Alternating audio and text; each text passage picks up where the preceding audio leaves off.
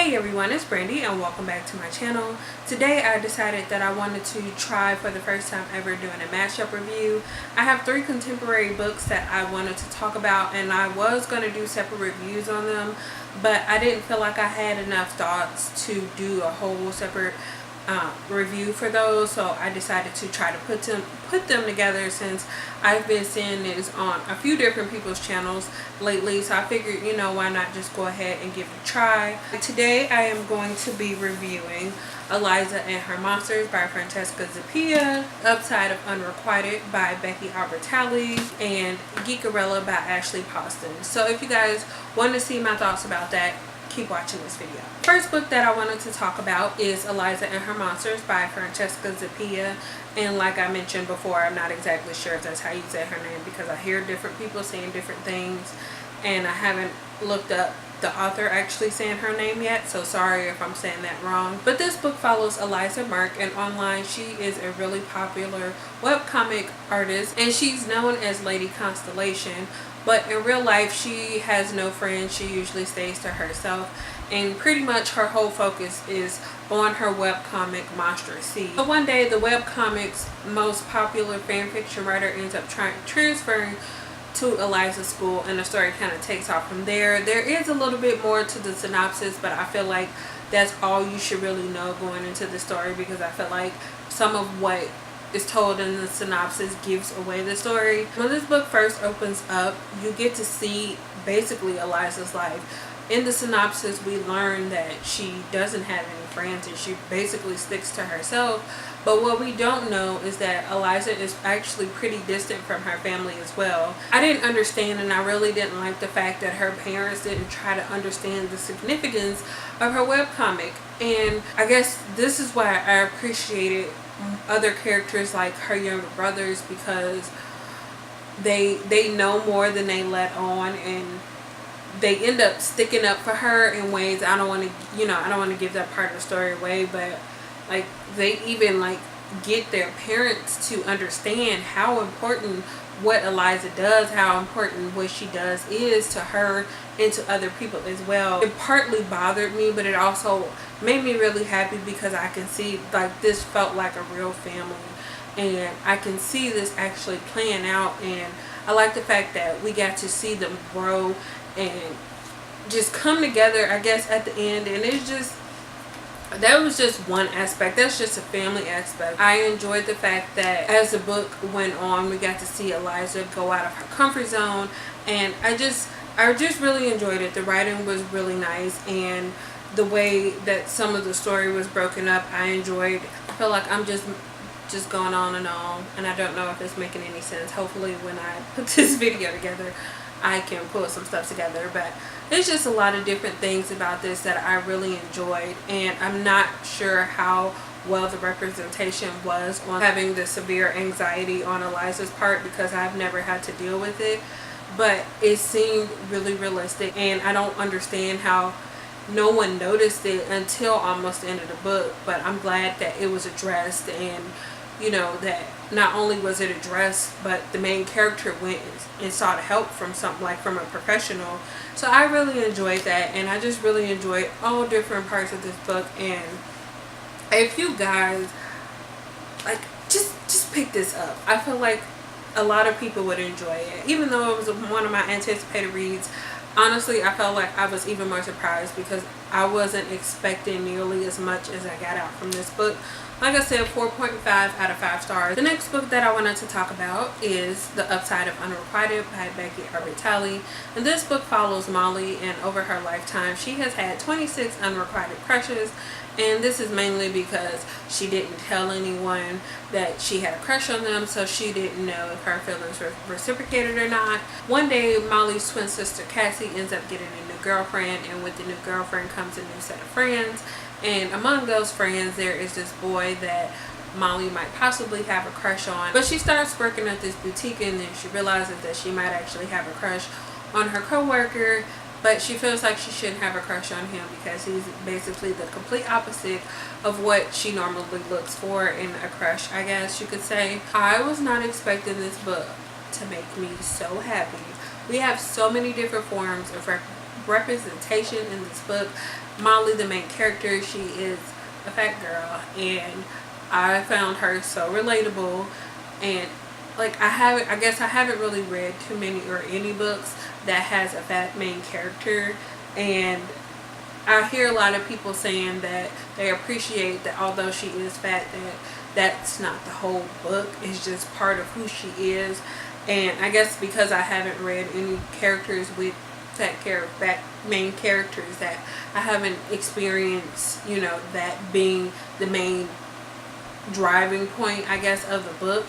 But I really appreciated that because I felt like I understood it.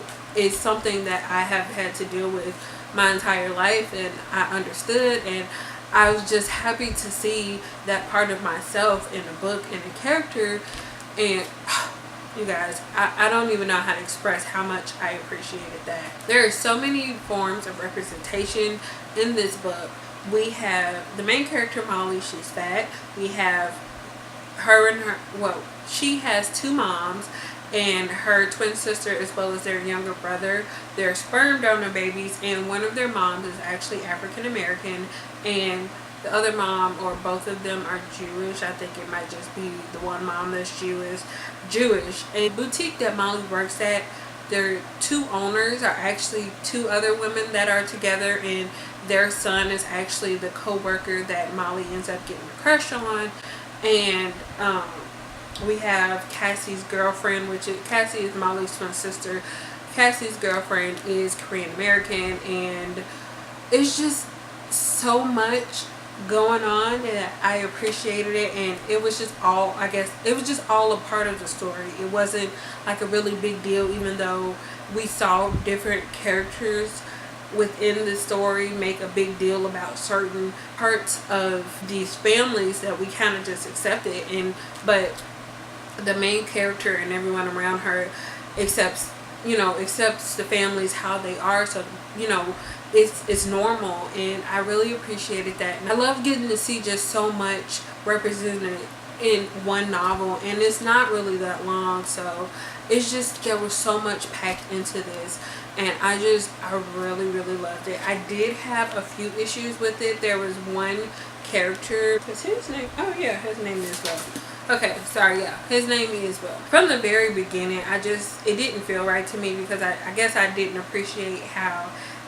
Molly's sister Cassie and Cassie's girlfriend were kind of trying to force Molly and that boy together. I didn't like that. It just, something felt really wrong about that. You think the story, it's just like you think it's going one way, but then I figured something else was going on, and then it ended up being that something else, or it was one of the options that I had came up with.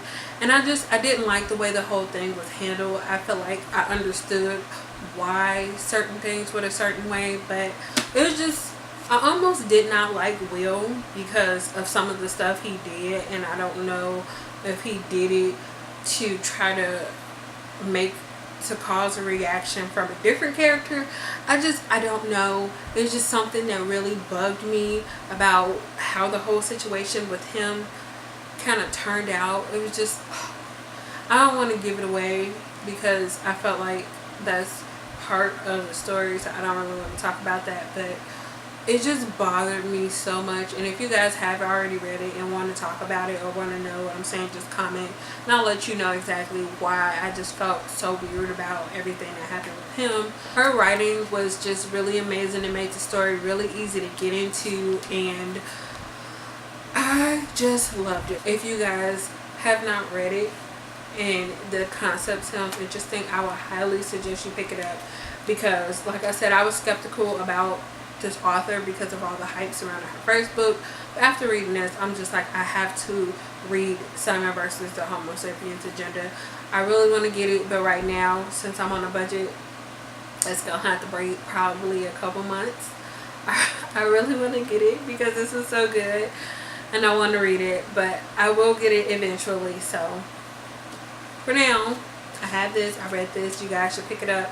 Like I said, this is another one that I gave a 4.5 out of 5 stars. And the last book that I wanted to talk about today is Geekerella by Ashley Paulson. If you guys haven't already heard, this book is actually a Cinderella retelling with a geeky, nerdy twist. Basically, this book follows Elle, and she is this really big fan of the show called Starfield. And Starfield is actually getting a reboot. It's being made into a movie. And once she finds out the cast, she's like really unhappy with who the main character of the movie will be. And she ends up trying to go to ExcelsiCon, which is an equivalent to Comic-Con. And her father actually started, but he has passed away. And she's currently living with her stepmother and her twin stepsisters. This book is told in dual perspectives. We follow her and the male lead. His name is Darian. He didn't want to go to the ExcelsiCon, so he ends up trying to contact somebody to try to cancel so he doesn't have to go. And he ends up getting Elle, and they end up communicating with each other through text messages. I had some mixed opinions about this book. I went into it with some kind of high expectations because when this book was going around, everybody was just saying this was like one of the best contemporaries that are currently out, and this book was so amazing, and on and on and on and on. So I kind of went in with high expectations, and I definitely felt a little let down by it. I didn't realize how much I disliked Cinderella retellings or the whole Cinderella story until I read this book.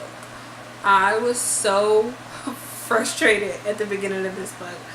I was so mad, and like they were basically not physically abusing the main character Elle, but the stepmom and the stepsisters, or at least one of the stepsisters, were completely terrible. And like maybe 2 chapters in, I almost put it down because I was just so frustrated, and I just like, this is abuse. This is literally abuse, and she can't do anything because she doesn't have any means to leave. And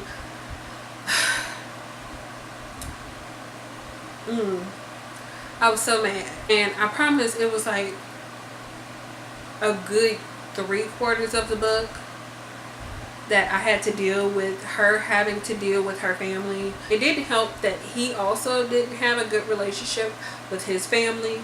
We learned that his father is actually his manager, and they have a really strange relationship, and of course that takes place throughout most of the book. And I was just like, why? But there were definitely points that I did enjoy. I really liked when Elle and Darian were actually talking to each other through text messages, because there was something about, even though they didn't know who the other person was, there were a lot of honesty in what they were saying to each other, and I felt like their connection was real.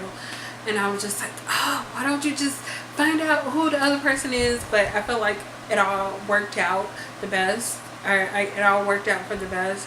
I really enjoyed how everybody that was part of this fandom of Starfield, how everybody came together, and it didn't matter what form they came together in. I ended up giving this one a 3.5 out of 5 stars because, like I said, there were definitely some good parts. If you guys have read any of these books, let me know what you thought about them. That's all I have for you guys today. Thank you for watching this video, and I will see you guys again in the next one.